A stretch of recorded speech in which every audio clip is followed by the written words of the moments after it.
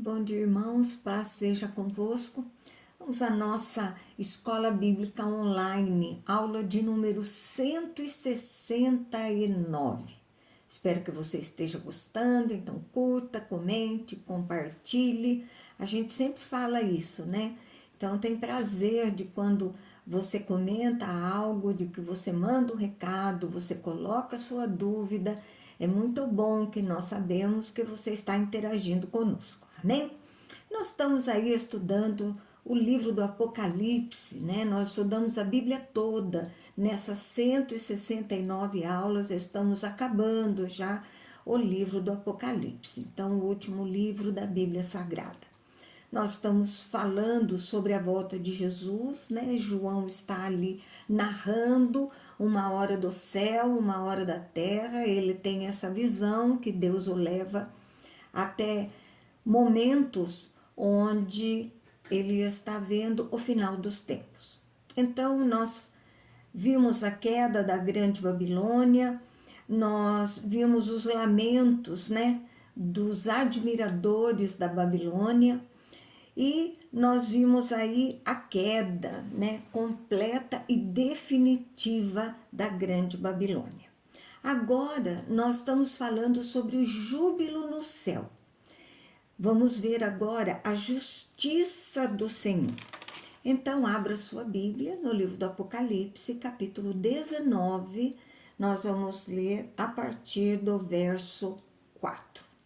E a palavra de Deus diz que os 24 anciãos e os 4 seres viventes prostraram-se e adoraram a Deus, que se acha sentado no trono, dizendo: Amém, Aleluia. 24 anciãos e 4 seres viventes, nós temos uma união de todo o céu. Então, os seres celestiais, neste momento de júbilo. 24 anciãos é a totalidade da igreja. Nós temos um reconhecimento da grandeza dos planos do Senhor, de Ele é rei e que Ele continua reinando. Ele reina e Deus sempre esteve no trono. Ali no Apocalipse 4, nós vemos, né, esta palavra que Ele continua no controle, Ele continua reinando. E é um momento especial onde o plano de Deus está se concretizando. Então se unem nessa adoração, dizendo amém, assim seja, aleluia, louvado seja o Senhor, e o plano de Deus aqui está plenamente cumprido. Verso 5, e saiu uma voz do trono, exclamando: Dai louvores ao nosso Deus, todos os seus servos, os que temeis, os pequenos e os grandes. Então, voz de um dos 4 seres viventes, os que estão mais próximos ali do trono, né? Voz ali com muita emoção, né? Estão todos ali com muito júbilo. E todos os servos, primeiro, os que ainda estão vivos nessa destruição, ou os mortos que já estão no céu. Não sabemos, mas são as duas possibilidades. Os que temeis, que amam o Senhor, andam nos seus caminhos, todos em geral, soando um chamado à adoração de todos, pequenos e grandes, Moisés e Elias, os grandes, pessoas comuns, os pequenos, estamos ali todos juntos. Agora, João vai falar das bodas do Cordeiro, o simbolismo de um casamento, né? A festa de um casamento. Verso 6, então, ouvi uma como voz de numerosa multidão, como de muitas águas, e como de fortes trovões, dizendo: Aleluia! Pois reina o Senhor nosso Deus, o Todo-Poderoso. Então, a grande multidão, uma voz potente, né? Com intensidade, a mesma do versículo 1, reina, a antecipação da realidade na sequência. O reino é dos que se fizeram filhos de Deus por conta do sacrifício de Jesus. O que realiza suas promessas, o rei destruindo todos os seus inimigos com o seu retorno e implantando o seu reino decretado de forma plena. Verso 7. Alegremo-nos, exultemos e demos-lhe a glória, porque são chegadas as bodas do Cordeiro, cujo esposa a si mesma já se ataviou. Então é muita alegria transbordando, né, dando glória ao Salvador. É a hora do casamento. Os que participarão terão toda essa alegria. O Cordeiro Jesus quer ser lembrado pelo seu sacrifício, que ele realizou pela sua noiva, pela igreja, que é prometida, e agora chegou a hora da grande festa. Esposa, a noiva, na cultura judaica já eram considerados a mesma coisa, a noiva e esposa. O casamento tinha fases. A decisão que os jovens iam se casar, então ficavam noivos, já era considerado até um casamento, mas não na sua plenitude, porque haveria ainda um período em que o menino traria o dote para o pai da noiva. Haveria uma preparação deles para o casamento e não moravam juntos. Então, depois desse tempo, vem uma outra parte, a segunda parte, a procissão, onde os convidados do noivo iam até a casa da noiva para levá-lo para a festividade do casamento. Então, a última fase, a fase 3, onde eles se uniam em uma só carne, vivendo juntos como marido e mulher, podendo gozar de uma vida sexual e totalmente plena. Então aqui já está a última fase dessa união de Cristo com a sua igreja, Cristo com a sua noiva. A esposa, a igreja, se santificou, está preparada para encontrar seu noivo. Cristo sempre ensinou para os seus servos que estejam preparados para esse encontro. É o encontro final, a festa do encontro com Jesus, onde ele instaura totalmente o seu reino. Então a esposa está preparada, enfeitada, bonita para encontrar com seu esposo. Verso 8. Pois lhe foi dado vestir-se de linho finíssimo, resplandecente e puro, porque o linho finíssimo são os da justiça dos santos. Então o esposo deu a roupa para a noiva vestir. Nós não temos méritos. Cristo fez tudo por nós, até a roupa, para nos apresentarmos perante ele. Vestir-se vem num contraste com a meretriz. Nós falamos aqui algumas aulas, né, sobre ela. A noiva se veste de maneira simples, de branco, totalmente limpo e puro. As roupas da meretriz eram luxuosas, com pedras de brilho, e esse contraste é a simplicidade do branco da pureza, com o luxo pecaminoso da meretriz. Então a esposa veste a roupa que Cristo deu, pura e simples. Símbolo do linho finíssimo é os salvos foram justificados pelo Senhor, considerados justos, a forma como os santos viveram, glorificaram o Senhor. Isso é a sua roupa. A igreja brilhou no mundo, mostrou que era do Senhor Jesus Cristo. A sua pureza proclamou o Evangelho. Essa é a roupa da igreja, nessa boda do Cordeiro. Não é salvação por obras, mas uma constatação dos frutos que a igreja tem e que são do Espírito. Obra de Deus realizada, e a igreja resplandece dessa forma. Verso 9. Então me falou o anjo: escreve, Bem-aventurados aqueles que são chamados à ceia das bodas do Cordeiro. E acrescentou: são estas as verdadeiras palavras de Deus. Então é uma revelação escrita por homens, mas revelada pelo Espírito Santo. Muitos felizes são os que têm convite para a festa. Vai focar nos convidados. Então tínhamos a igreja focada como esposa, agora fala dos convidados. Primeiro, algumas pessoas fazem uma distinção entre a esposa e os convidados. A esposa é um grupo de crentes, convidados, outro grupo de crentes. Mas estamos falando do momento especial, da vinda de Jesus Cristo. Então não tem separação. Existe uma unidade grande e então os convidados e a esposa são o mesmo grupo. Os que estiverem com o Cordeiro viverão a verdadeira alegria. O convite é para uma festa realizada com os méritos de Jesus. Isto é um decreto de Deus. João escreve isso porque vai acontecer. É uma realidade da vontade de Deus. Verso 10. Prostrei-me ante os seus pés para adorá-lo. E ele, porém, me disse: vê, não faças isso.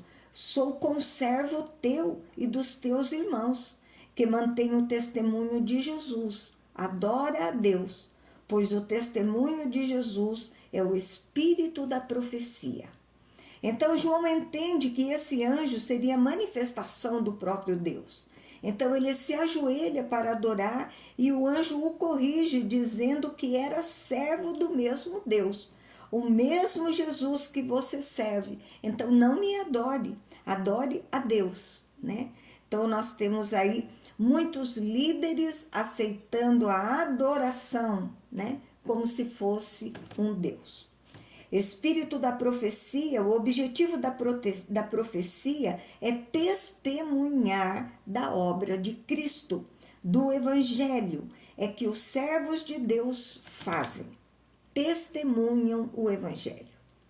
Cristo, o vencedor da besta e do falso profeta.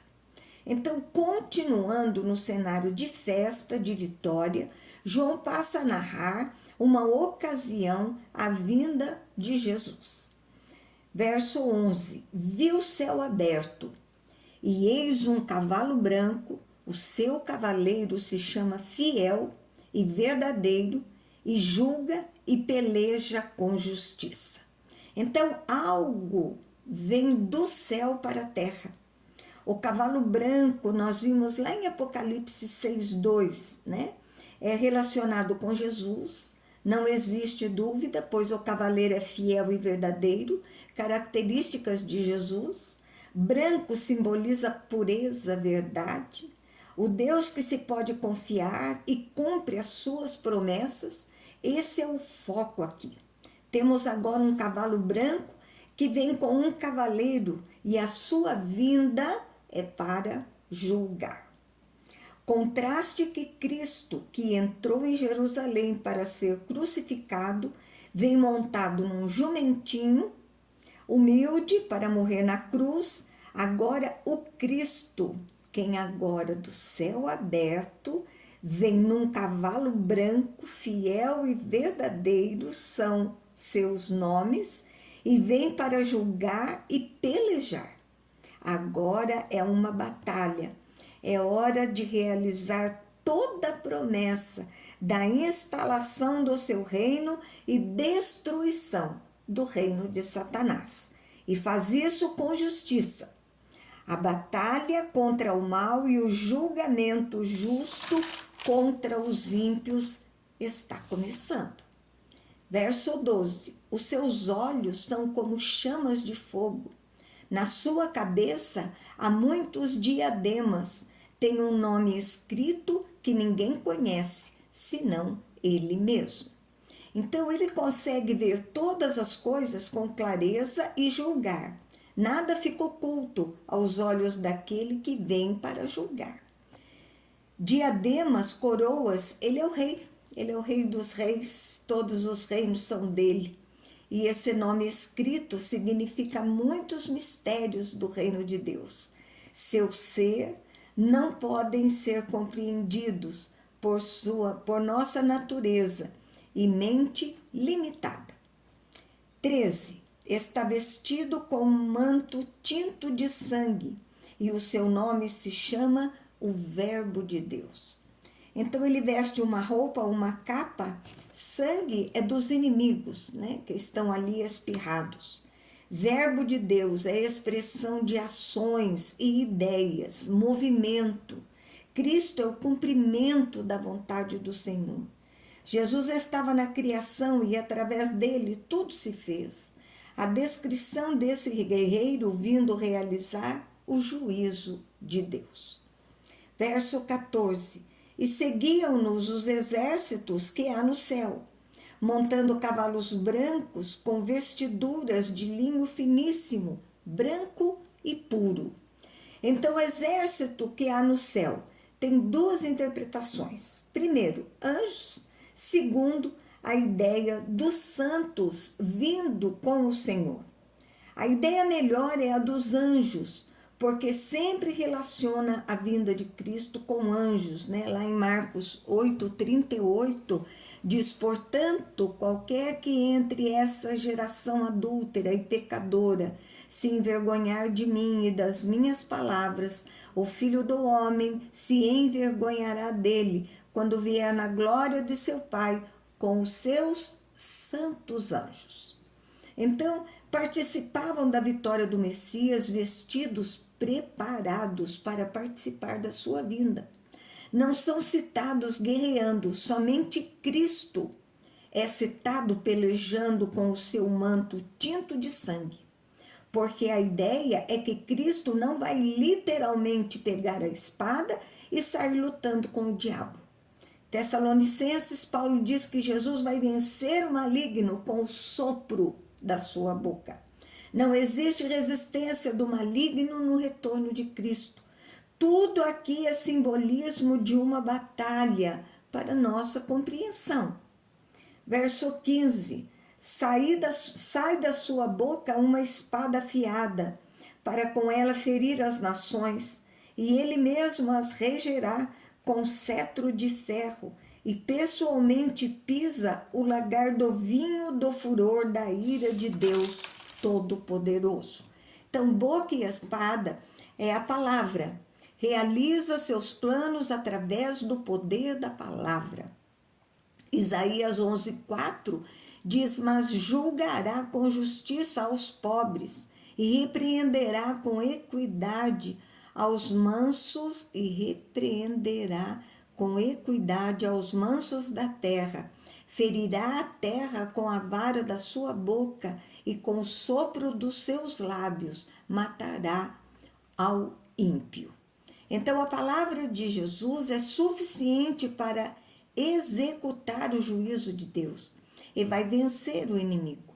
A instalação plena do reino de Deus. O diabo, o dragão, a besta, o falso profeta são vistos dentro do quadro de Apocalipse na terra reinando, sendo grandes líderes e as pessoas adorando a eles como deuses.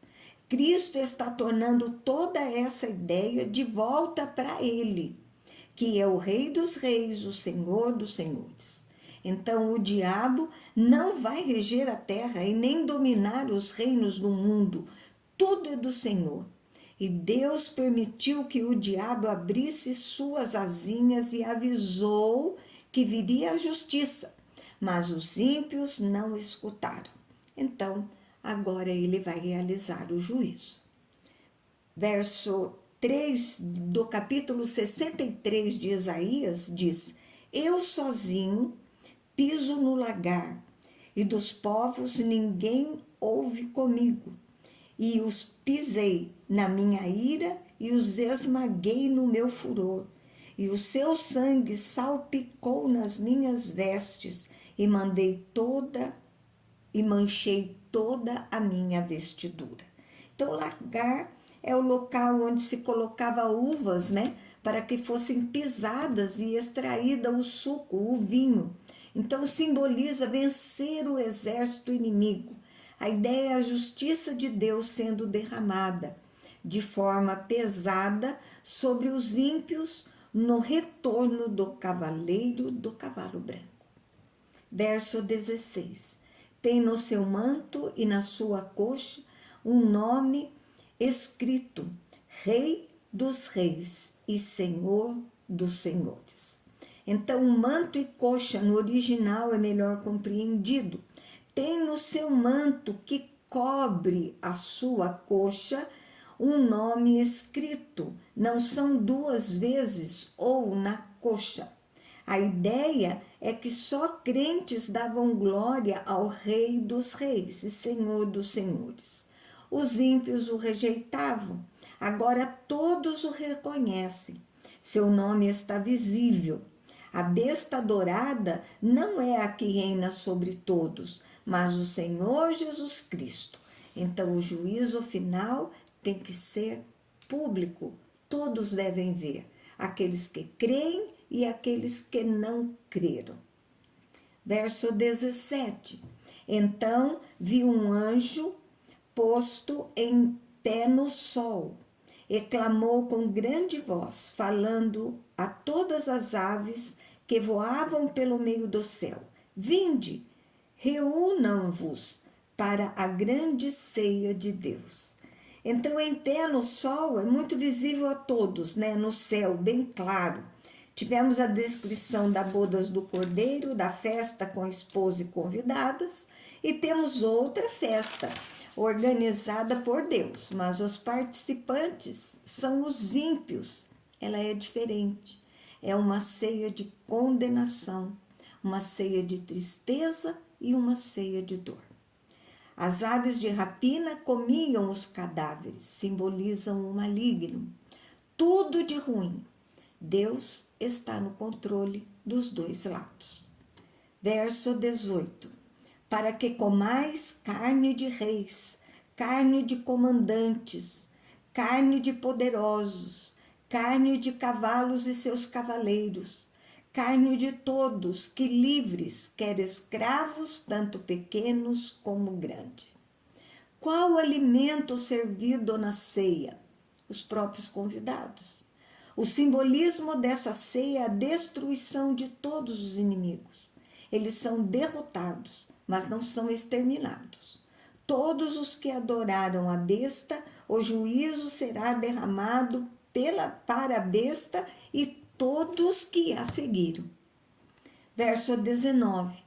E vi a besta e os reis da terra, com os seus exércitos congregados para pelejarem contra aquele que estava montado no cavalo contra o seu exército. Então a visão passa agora para outros personagens, os reis da terra, que se juntam à besta, que emerge do mar, que está unida ao dragão e ao falso profeta, né? A besta que emerge da terra, de todo o poder, a besta apoiando de forma poderosa. Então a trindade satânica também é atingida nesse juízo. Temos aqui uma intenção de resistência totalmente infundada e inútil, a narrativa de lutas e batalhas, mas o diabo não resiste à vinda de Jesus, pois no sopro da sua boca está tudo terminado. Estão iludidos, achando que vão vencer. No Salmo 2, temos o relato das pessoas contra o ungido do Senhor, né? E como ele lida com isso. Verso 20, mas a besta foi aprisionada, e com ela o falso profeta, que com os sinais feitos diante dela, seduziu aqueles que receberam a marca da besta e eram os adoradores da sua imagem. Os dois foram lançados vivos dentro do lago de fogo que arde com enxofre. Então, os ímpios que rejeitaram totalmente a Deus, termina a sua ação, então foi aprisionada. Deus interrompe suas ações e todos os inimigos são derrotados. O lago de fogo é a figura do inferno. Deus realiza seu juízo com a prisão plena de tudo relacionado ao diabo, com todos os seus adoradores, lugar de condenação eterna e vivos, né? Não existe um aniquilacionismo, morte plena, mas a condenação que será vivida por toda a eternidade. Amém? Vamos parar por aqui. Espero que você esteja aí gostando, né? Não tire seu foco de terminar, já estamos aqui quase que no final, né, do nosso estudo. Nós estaremos na próxima aula aí entrando no capítulo 20, onde já quase estaremos, desculpa, capítulo 21 estaremos terminando. Então, espero que você tenha gostado, espero que você tenha um excelente domingo, juntamente com sua família, na presença de Jesus. E até a próxima aula, se assim o Senhor permitir. Amém? Um beijo grande no seu coração e até a próxima.